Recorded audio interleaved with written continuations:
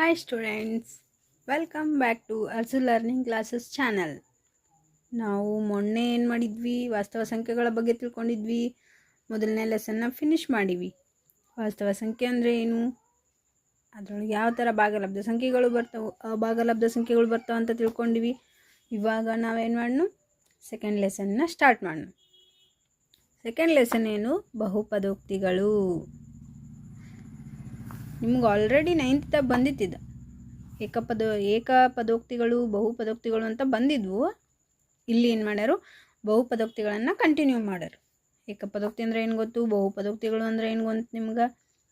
ಆಮೇಲೆ ಏಕಚರಾಕ್ಷರಗಳುಳ್ಳ ಪದೋಕ್ತಿಗಳನ್ನು ಏಕಪದೋಕ್ತಿಗಳು ಅಂತವು, ಬಹುಚರಾಕ್ಷರಗಳುಳ್ಳ ಪದೋಕ್ತಿಗಳನ್ನ ಏನಂತ ಕರೀತಾರೋ ಬಹುಪದೋಕ್ತಿಗಳಂತ ಕರೀತಾರಂತ ನಿಮ್ಗೆ ಗೊತ್ತು. ಆಮೇಲೆ ಅವತ್ರ ಮಹತ್ತಮ ಘಾತ ಏನ, ಡಿಗ್ರಿ ಏನ ಎಲ್ಲ ತಿಳ್ಕೊಂಡಿರಿ. ಆದರೂ ಇವಾಗ ಏನು ಮಾಡೋಣ, ಬಹುಪದೋಕ್ತಿಗಳನ್ನು ಇನ್ನೊಮ್ಮೆ ಅಭ್ಯಾಸ ಮಾಡ್ಕೋತಾ ಹೋಗೋಣ. ಕಂಟಿನ್ಯೂ ಮಾಡೋಣ ಸ್ಟೂಡೆಂಟ್ಸ್. ಇಲ್ಲಿ ನೋಡಿ, ನಾನು ನನ್ನ ಕಡೆ ಬರುವ ಸ್ಟೂಡೆಂಟ್ಸಿಗೆ ಏನು ಮಾಡೀನಿ, ಪ್ರತಿಯೊಂದು ಈ ಥರ ನೋಟ್ ಮಾಡಿಸಿ ಕಳಿಸೀನಿ. ಇವೆಲ್ಲ ನಿಮಗೆ ನೆನಪಿರಬೇಕು, ಯಾಕಂದ್ರೆ ನೀವು ಮುಂದಿನ ನಿಮ್ಮ ಸ್ಟಡಿಗೆ ಇದೇ ಬರ್ತೈತಿ. ಮೇನ್ ಇಂಪಾರ್ಟೆಂಟ್ ಇದೇ ಇರ್ತೈತಿ. ನೀವು ಮುಂದೆ ಸೈನ್ಸು, ಕಾಮರ್ಸು, ಆರ್ಟ್ಸು ಏನೇ ಮಾಡಲಿ, ನಿಮಗೆಲ್ಲ ಸಬ್ಜೆಕ್ಟ್ ಒಳಗೆ ಏನಾಗ್ತೈತಿ, ಮ್ಯಾಥ್ಸ್ ಬಂದೇ ಬರ್ತೈತಿ. ಮತ್ತು ಕನ್ನಡ ಒಳಗೆ ಬರ್ತೈತೇನ್ರಿ ಅಂತ ಕೇಳಬೇಡ್ರಿ, ಕನ್ನಡ ಒಳಗೆ ಬರೋಂಗಿಲ್ಲ. ಹಿಸ್ಟ್ರಿ ಈ ಥರ ಇದ್ರೊಳಗೆ ಬರೋಂಗಿಲ್ಲ. ಎಕನಾಮಿಕ್ಸು, ಆಮೇಲೆ ಸೈನ್ಸ್ ಯಾರು ಮಾಡ್ತಿರಲ್ಲ ಅವ್ರಿಗೆ ಮಾತ್ರ ಎಲ್ಲ ಪೂರ್ತಿ ಮ್ಯಾಥ್ಸ್ ಅಂತೂ ಪೂರ್ತಿ ಬೇಕು. ಆಮೇಲೆ ಎಕನಾಮಿಕ್ಸ್ ಒಳಗೆ ಬರ್ತೈತಿ ಮ್ಯಾಥ್ಸ್. ಅದಕ್ಕೆ ಪ್ರತಿಯೊಂದ್ರೊಳಗೂ ಪಾರ್ಟ್ ಆಫ್ ಲೈಫ್ ಅಂತ ಆಗಿಬಿಟ್ಟೈತಿ ಮ್ಯಾಥ್ಸ್. ಅಕೌಂಟೆನ್ಸಿ ಆಗಿರ್ಬೋದು, ಆಮೇಲೆ ಇದು ಎವ್ರಿಥಿಂಗ್. ನೀವು ಏನಾದರೂ ಕ್ಯಾಲ್ಕುಲೇಟ್ ಮಾಡಬೇಕಾದ್ರೆ ಏನು ಬೇಕು, ಮ್ಯಾಥ್ಸ್ ಯೂಸ್ ಆಗೇ ಆಗ್ತೈತಿ. ಅದಕ್ಕೆ ಏನು ಮಾಡಬೇಕು, ಮ್ಯಾಥ್ಸನ್ನು ಕಲ್ಕೋಬೇಕು, ಅರ್ಥ ಮಾಡ್ಕೋಬೇಕು. ನೀವು ಕಲ್ಕೋತ್ನ ಅಂದ್ರೆ ನಾವು ಹೆಂಗೆ ಬಿಡಿಸ್ತೀವಿ, ಹೆಂಗೆ ಲೆಕ್ಕ ಬಿಡಿಸಿದ್ರೆ ಯಾವುದೂ ನಿಮ್ಮ ತಲೆಯೊಳಗೆ ಕೂತ್ಕೊಳ್ಳಂಗಿಲ್ಲ. ಅದಕ್ಕೆ ಏನು ಮಾಡಬೇಕು, ನಿಧಾನವಾಗಿ ಒಂದೊಂದೇ ಕಲ್ಕೋತಾ ಹೋಗಬೇಕು. ನೀವು ಮನಸ್ಸಿಟ್ಟು ಕಲಿತ್ನು ಅಂತ ಕಲಿತ್ರಿ ಅಂದ್ರೆ ಎಲ್ಲ ನಿಮ್ಗೆ ನೆನಪಿನ ಶಕ್ತಿ ಒಳಗೆ ಉಳಿತೈತಿ. ನೀವು ಒಂದು ಸೂತ್ರ ಯಾವುದೋ ಇವಾಗ ಒಂದು ಸೂತ್ರ ಇತ್ತಂದ್ರೆ ಆ ಸೂತ್ರ ಎಲ್ಲಿ ಯಾವ ಥರ ಏನು ಹೇಗೆ ಯಾವ ಥರ ಯೂಸ್ ಮಾಡ್ಕೋಬೇಕು, ಯಾವ ಲೆಕ್ಕದೊಳಗೆ ಯಾವ ಥರ ಯೂಸ್ ಆಗ್ತೈತಿ ಅಂತ ನೀವು ಒಂದು ಸರಿ ತಿಳ್ಕೊಂಡ್ರಿ ಅಂದ್ರೆ ನಿಮ್ಮನ್ನ ಯಾರೂ ಹಿಂದಕ್ಸಕ್ಕೆ ಸಾಧ್ಯ ಇಲ್ಲ. ಎಲ್ಲ ಏನಾಗ್ತೈತಿ, ನಿಮ್ಗೆ ತಲೆಯೊಳಗೆ ಉಳ್ಕೊಂಡ್ಬಿಡ್ತೈತಿ.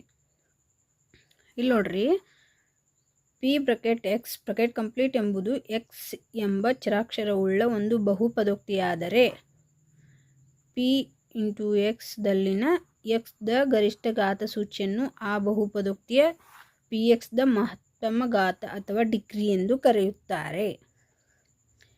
ಈಗ ನೋಡ್ರಿ, ಈಗ ಪಿ ಎಕ್ಸ್ ಇರ್ತೈತಲ್ಲ, ಪಿ ಎಕ್ಸ್ ನೀವು ಈ ಥರ ಬರೆದಾಗ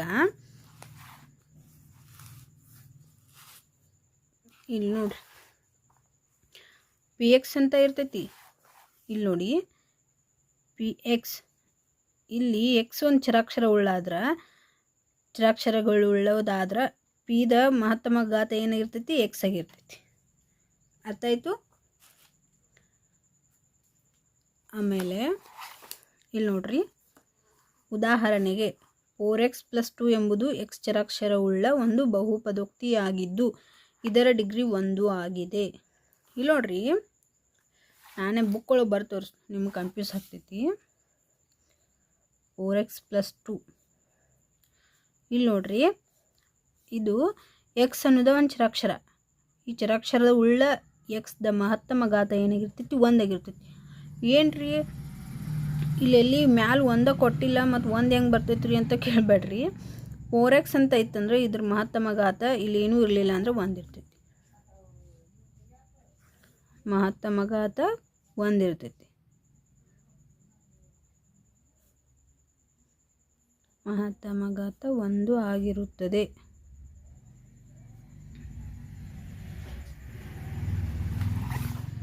ಹಂಗೆ ಇಲ್ಲಿ ನೋಡ್ರಿ, ಸೆಕೆಂಡ್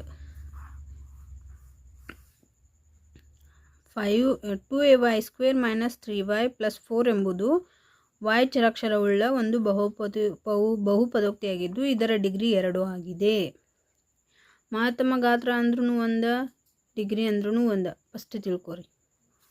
ಇದು ಕೊಟ್ಟಾರಲ್ಲ, ಇದನ್ನ ಡಿಗ್ರಿಯಾಗಿ ಕನ್ವರ್ಟ್ ಮಾಡ್ತಾರೋ ಇಲ್ಲ ಅಂದ್ರೆ ಮಹತ್ತಮ ಘಾತ ಅಂತಲೂ ಕನ್ವರ್ಟ್ ಮಾಡಿ ಓದ್ತಾರೆ.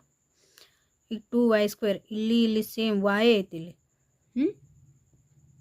ಇಲ್ಲಿ y ಐತಿ, ಇಲ್ಲಿ x ಇತ್ತಂದ್ರೂ ಇಲ್ಲಿ ಎಕ್ಸ್ದ ಏನು ಮ್ಯಾಲೆ ಇಲ್ಲಿ ಮಹತ್ತಮ ಘಾತ ಕೊಟ್ಟಿರಲಿಲ್ಲ ಅಂದ್ರೆ 1 ಇರ್ತಿತ್ತು. 1 ಮತ್ತು 2 ಏನಾಗಿರ್ತಿತ್ತು, 2 ಹೆಚ್ಚಿಂದ ಇರ್ತಿತ್ತಲ್ಲ, ಇದನ್ನ 2 ಮಹತ್ತಮ ಘಾತ ಏನಾಗಿರ್ತಿತ್ತು, 2 ಅಂತಲೇ ಕನ್ಸಿಡರ್ ಮಾಡಬೇಕಾಗಿತ್ತು.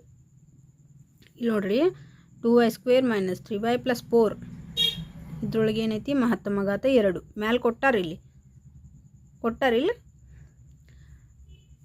ಅಂದ್ರೆ ಅದರ ಡಿಗ್ರಿ ಏನಾಗಿರ್ತೈತಿ, 2 ಆಗಿರ್ತೈತಿ. 5x³ - 4x² + x - √2 ಎಂಬುದು x ಚರಾಕ್ಷರವುಳ್ಳ ಒಂದು ಬಹುಪದೋಕ್ತಿಯಾಗಿದ್ದು ಇದರ ಡಿಗ್ರಿ 3 ಆಗಿದೆ. ಇಲ್ಲಿ ನೋಡ್ರಿ, ಇಲ್ಲೇನು ಕೊಟ್ಟಾರು, ಇಲ್ಲಿ ಏನು ಕೊಟ್ಟಾರೆ, ಇಲ್ಲಿ ನೋಡ್ರಿ, ನಿಮ್ಗೆ ಅವಾಗಲೇ ಹೇಳಿದ್ನಲ್ಲ 5x³ - 4x². 5x³ ಇಲ್ಲಿ ನೋಡಿ, ಇಲ್ಲಿ x ಐತಿ, ಇಲ್ಲಿ x ಐತಿ, ಇಲ್ಲಿ ಮಹತ್ತಮ ಘಾತ ಕೊಟ್ಟಾರು, ಇಲ್ಲಿ ಮಹತ್ತಮ ಘಾತ ಕೊಟ್ಟಾರು. ಆದರೆ ಇಲ್ಲೇನು ಕೊಟ್ಟಾರ, 3 ಕೊಟ್ಟಾರು, 2 ಕೊಟ್ಟಾರು. 3 ಏನೈತಿ, 2ಕ್ಕಿಂತ ದೊಡ್ಡ ಸಂಖ್ಯೆ ಇರೋದ್ರಿಂದ 3 ಇದ್ರೆ ಡಿಗ್ರಿ ಆಗ್ತೈತಿ. ಅದೇ ಥರ 7u6 - 3/2u4 + 4u² + u - 8 ಎಂಬುದು u ಚರಾಕ್ಷರವುಳ್ಳ ಒಂದು ಬಹುಪದೋಕ್ತಿಯಾಗಿದ್ದು ಇದರ ಡಿಗ್ರಿ 6 ಆಗಿದೆ.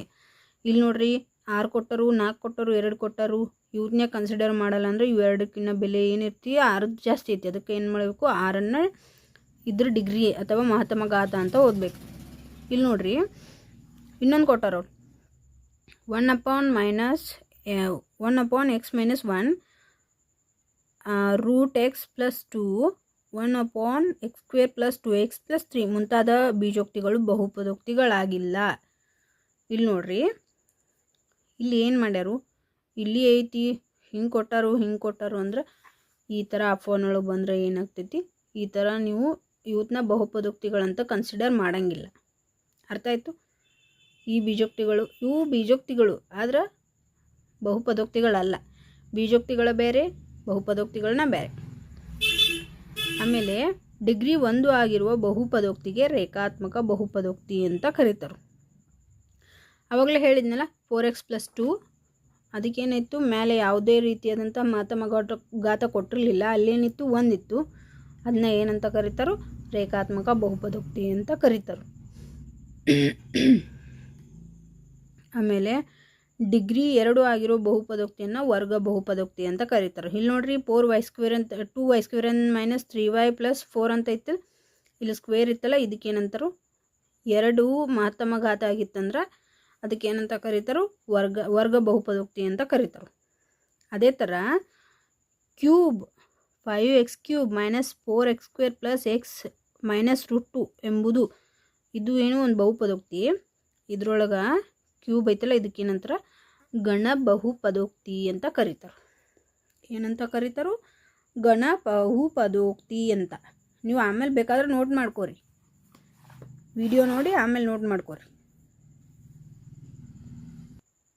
ಇವಾಗ ನಿಮ್ಗೆ ಗೊತ್ತಾಗಿರ್ಬೋದು ರೇಖಾತ್ಮಕ ಬಹುಪದೋಕ್ತಿ, ವರ್ಗ ಬಹುಪದೋಕ್ತಿ, ಗಣ ಬಹುಪದೋಕ್ತಿ ಅಂದರೆ ಏನಂತ ಗೊತ್ತಾಗಿರ್ಬೇಕು. ಇವಾಗ ಇನ್ನೊಂದು ಪಾಯಿಂಟ್ ನೆನ್ಪಿಟ್ಕೋರಿ, px ಎಂಬುದು xನ ಬಹುಪದೋಕ್ತಿಯಾಗಿದ್ದು ಮತ್ತು k ಎಂಬುದು ಯಾವುದೇ ವಾಸ್ತವ ಸಂಖ್ಯೆಯಾಗಿದ್ದರೆ pxನಲ್ಲಿ xಗೆ kಯನ್ನು ಆದೇಶಿಸಿದಾಗ ದೊರೆಯುವ ಬೆಲೆಯನ್ನು x = k ಆದಾಗ pxನ ಬೆಲೆ ಎನ್ನುತ್ತೇವೆ ಹಾಗೂ ಅದನ್ನು pk ಎಂದು ಸೂಚಿಸುತ್ತೇವೆ.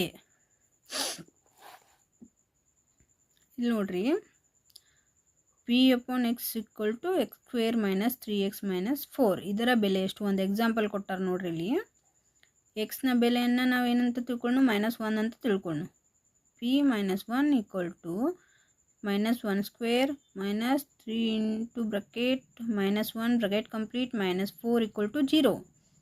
ಈಗ ನೋಡಿ, ಇಲ್ಲಿ p into bracket 4 = 4² - 3 into bracket 4 into bracket complete minus 4 equal to 0 ಆಗಿರುವುದನ್ನು ಗಮನಿಸಿ. ಇಲ್ಲಿ ನೋಡ್ರಿ, ಈಗ ನೀವು ಇಲ್ಲಿ ಏನು ತಿಳ್ಕೊಬೇಕು, ಇಲ್ಲಿ ಯಾಕೆ ಹಿಂಗೆ ಮಾಡ್ಕೊಂಡ್ರಿ ಅಂದ್ರೆ ಇಲ್ಲೆಲ್ಲ ಅಂಕಿಗಳದಾವಲ್ಲ, ಇದನ್ನೆಲ್ಲ ಏನು ಮಾಡ್ಬೇಕು, 4ರಲ್ಲಿ ಗುಣಿಸ್ಕೋಬೇಕು. ಅದಕ್ಕೆ 4 ಅಂತ ಬಂದೈತಿ. ಯಾರು ಕನ್ಫ್ಯೂಸ್ ಆಗೋಕೆ ಹೋಗಬೇಡ್ರಿ. p-1 ಈಕ್ವಲ್ ಟು 0 ಮತ್ತು p4 0 ಆಗಿರುವುದರಿಂದ -1 ಮತ್ತು 4 ಅನ್ನು x² - 3x - 4 ಎಂಬ ವರ್ಗ ಬಹುಪದೋಕ್ತಿಯ ಶೂನ್ಯತೆಗಳು ಎನ್ನುತ್ತೇವೆ. ಇಲ್ಲಿ ನೋಡ್ರಿ, p4 ಈಕ್ವಲ್ ಟು ಏನು ಬಂತು, ಲಾಸ್ಟಿಗೆ 0 ಬಂತಿಲ್ಲ, ನಮ್ಗೆ 0 ಬಂತಲ್ಲ, ಇದನ್ನ ಏನಂತ ಕರಿತೀವಿ, pxನ ಶೂನ್ಯತೆ ಅಂತ ಕರಿತೀವಿ.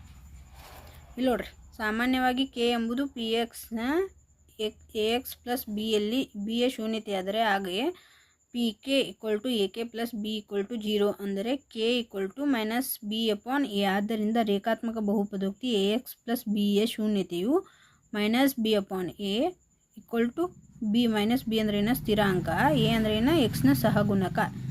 ಈ ರೀತಿಯೊಳಗೆ ಬರೀತೀವಿ. ಆಮೇಲೆ ನಿಮ್ಗೆ ಇನ್ನೊಂದು ಇಲ್ಲಿ ನೋಡಿ, ಕೆ ಎಂಬುದು ಒಂದು ವಾಸ್ತವ ಸಂಖ್ಯೆಯಾಗಿದ್ದು px ಎಂಬುದು ಒಂದು ಬಹುಪದೋಕ್ತಿ ಆದಾಗ pk ಈಕ್ವಲ್ ಟು 0 ಆದರೆ k ಅನ್ನು ಬಹುಪದೋಕ್ತಿಯ pxನ ಶೂನ್ಯತೆ ಅಂತ ಕರಿತೀವಿ. ಅರ್ಥ ಆಯ್ತಾ? ಅದೇ ಥರ ಆವಾಗಲೇ ಹೇಳ್ತಲ್ಲ, ಇಲ್ಲಿ 4x ಪ್ಲಸ್ 2 ಇರಬೇಕಾದ್ರೆ ಇಲ್ಲಿ ಈ ಎಕ್ಸ್ನ ಶೂನ್ಯತೆ 1 ಇದ್ದಾಗ ಏನಾಗಿರ್ತೈತಿ, 0 ಇದ್ರೆ ಶೂನ್ಯತೆ ಆಗಿರ್ತೈತಿ. ಅದೇ ಥರ 2 ಇತ್ತಂದ್ರೆ 2 ಶೂನ್ಯತೆಗಳಿರ್ತಾವೆ, ಕ್ಯೂಬ್ ಇತ್ತಂದ್ರೆ 3 ಶೂನ್ಯತೆಗಳಾಗಿರ್ತಾವೆ. ಅರ್ಥ ಆಯ್ತಾ? ಇವಾಗ ಅರ್ಥ ಆಯ್ತಲ್ಲ, ರೇಖಾತ್ಮಕ ಬಹುಪದೋಕ್ತಿ ಮತ್ತು ಅದರ ಶೂನ್ಯತೆಯ ಬಹುಪದೋಕ್ತಿ ಅಂದರೆ ಏನಂತ ಗೊತ್ತೈತಿ, ಎಲ್ಲ ಗೊತ್ತಾಗೈತಿ. ಇವಾಗ ಏನು ಮಾಡೋಣ, ನಾವು ಅಭ್ಯಾಸ 2.1 ಬಿಡಿಸೋಣ.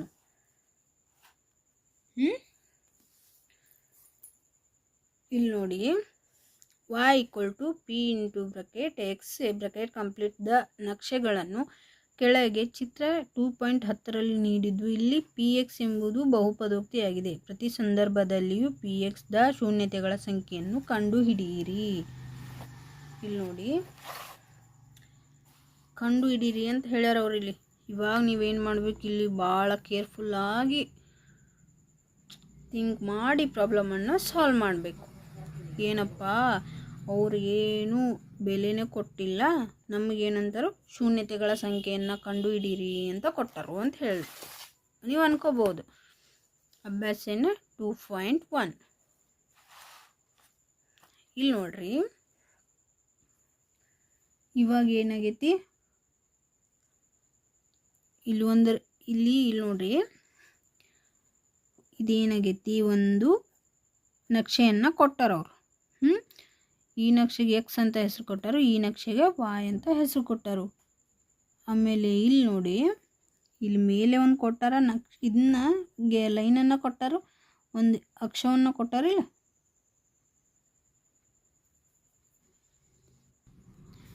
ಇದು ಕೊಟ್ಟಾರಲ್ಲ ಮ್ಯಾಲೊಂದ, ಇದು ಏನು ಮಾಡೈತಿ, ಇಲ್ಲಿ ಎಕ್ಸ್ ಅಕ್ಷೆಯನ್ನು ಛೇದಿಸಿಲ್ಲ.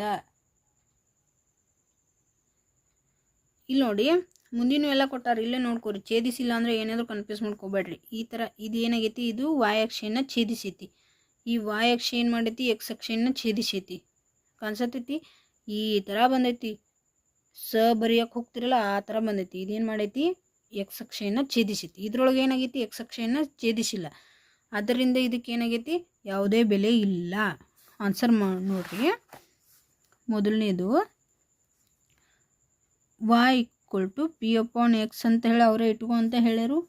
ಇಲ್ಲಿ ನಕ್ಷೆಯು ಎಕ್ಸ್ ಅಕ್ಷವನ್ನು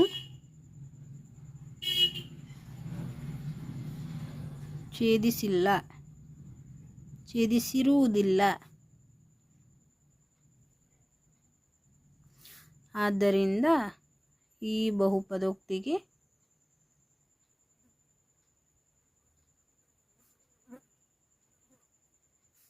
ಶೂನ್ಯತೆ ಇಲ್ಲ.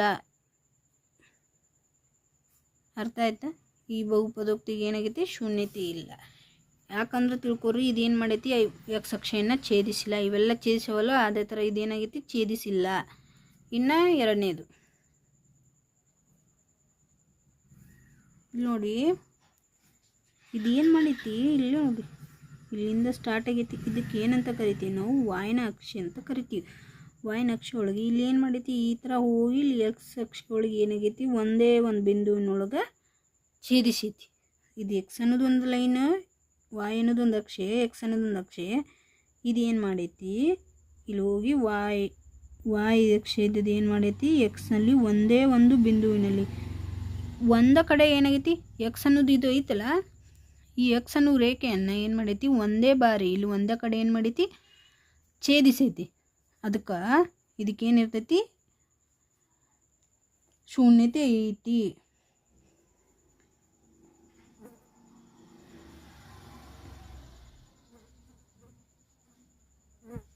ಸೇಮ್ ಬರ್ತಾವೆಲ್ಲ ಆನ್ಸರ್, ನೆನ್ಪಿಟ್ಕೋತ ಹೋಗ್ರಿ.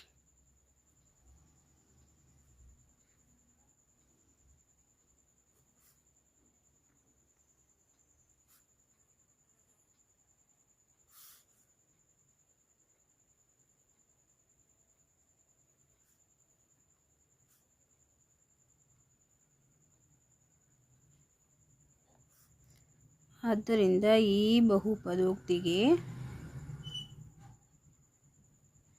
ಎಷ್ಟು ಶೂನ್ಯ ಬರ್ತಾವು? ಒಂದೇ ಒಂದು ಬಿಂದು ಒಳಗೆ ಸೇರಿಸೈತಿ ಅಂದ್ರೆ ಒಂದು ಶೂನ್ಯತೆ ಇದೆ. ಒಂದೇ ಒಂದು ಶೂನ್ಯತೆ ಐತಿ ಅಂತ ಆಯಿತು. ಅರ್ಥ ಆಯಿತು?